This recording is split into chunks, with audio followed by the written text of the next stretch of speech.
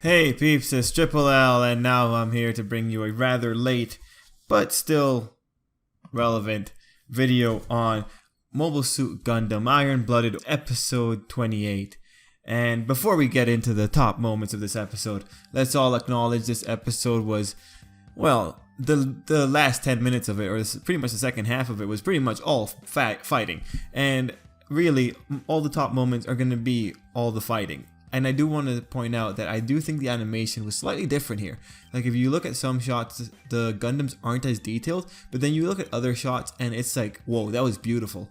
So a weird episode in terms of animation, but I think it worked overall.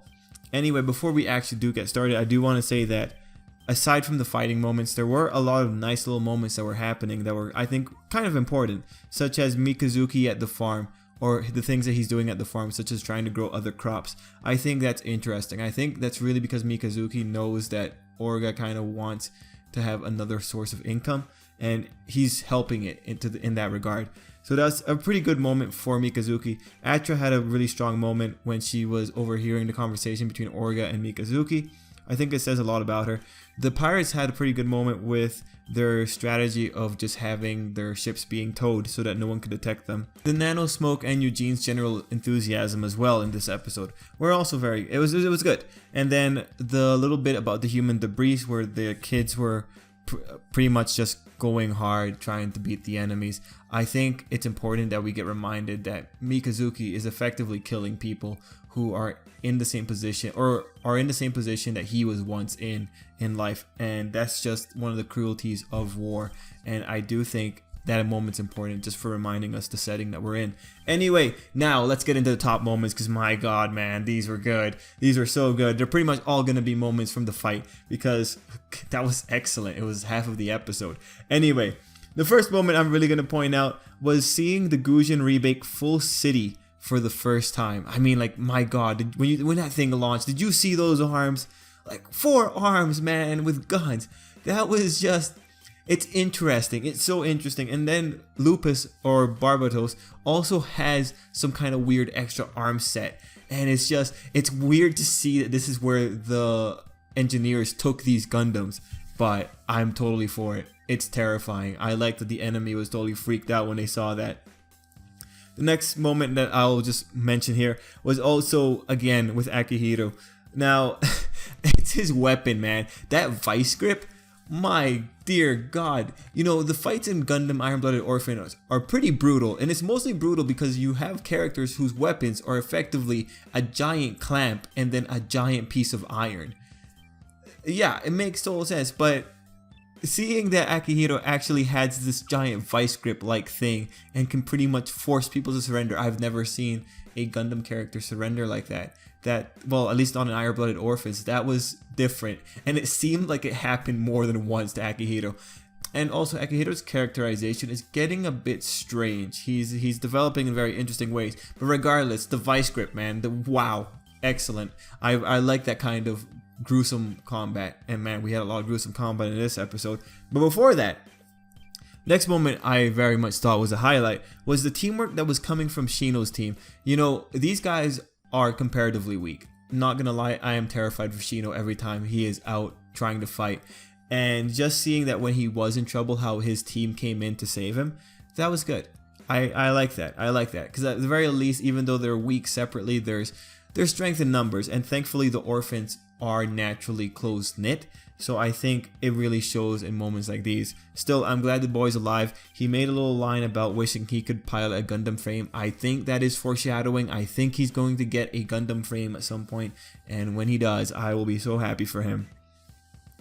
Now we're moving into the next top moments, and we're pretty much going to be talking about one character in particular. The next top moment for me, Mikazuki's second assault. I'm specifically talking about the scene where he goes in and he does the most nimble maneuver ever and just kicks away a mobile suit. It all happens so fast, but man, it was pretty to look at. Like, the guy is super nimble, and you know, he's definitely, I think, one of the most interesting Gundam fighters to watch.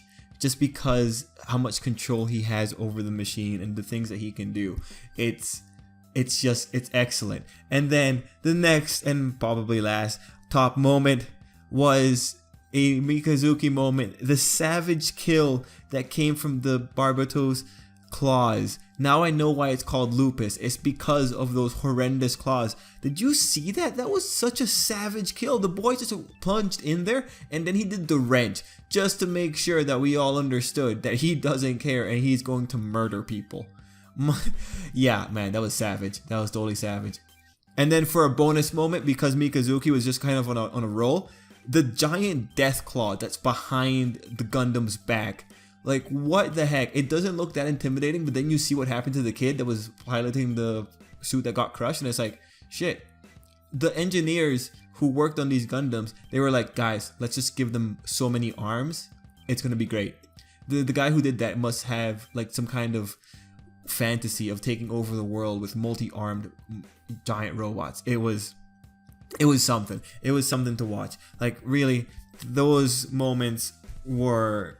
This is one of those episodes that it just showcases the skill of the people animating this thing. And we've had slow episodes before this one, so I think it's okay to have one segment of this video just totally dedicated to all these fight moments. Now, in this episode, there were also extra bonus moments. Pretty much, we got the other faction of Gallahorn coming in.